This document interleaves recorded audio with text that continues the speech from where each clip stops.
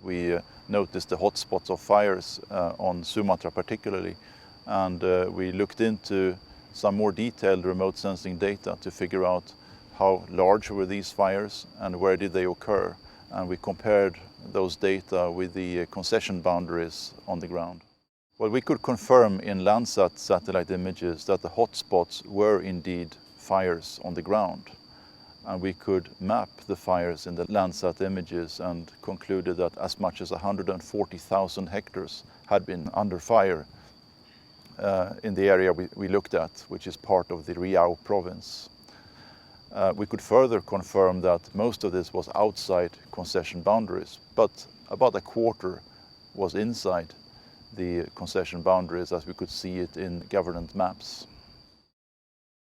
Looking only at remote sensing images does not tell us why these fires happen, what are the underlying processes, who are the stakeholders, and what are the issues on the ground. So we decided to travel to the Riau province and meet with stakeholders, look at the situation more in detail and more in depth.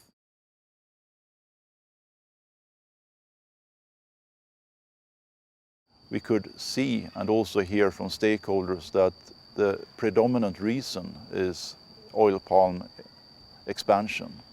That is, the profitability of growing and selling oil palm products is so high that it drives the deforestation and the conversion of land at a scale that we perhaps haven't seen before.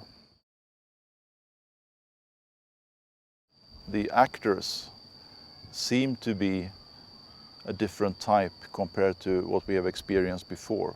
It is probably less the large-scale corporations than before. It is also probably less the small-scale farmer than before. Instead, we have some form of medium-sized investment going on, which drives the conversion of land.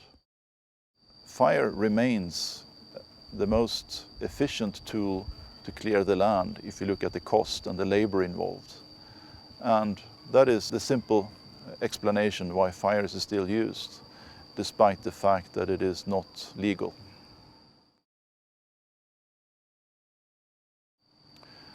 From a governance perspective, on one hand, it's quite simple. There are large-scale concessions and there are legal obligations by those that hold these concessions and manage the land.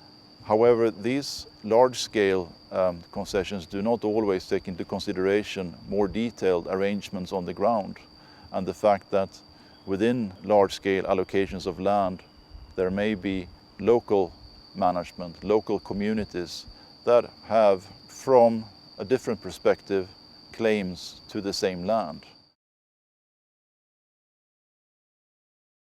We know that from the federal government side, and in line with the moratorium on forestry, a lot of efforts are being made to clarify the governance of the forest lands.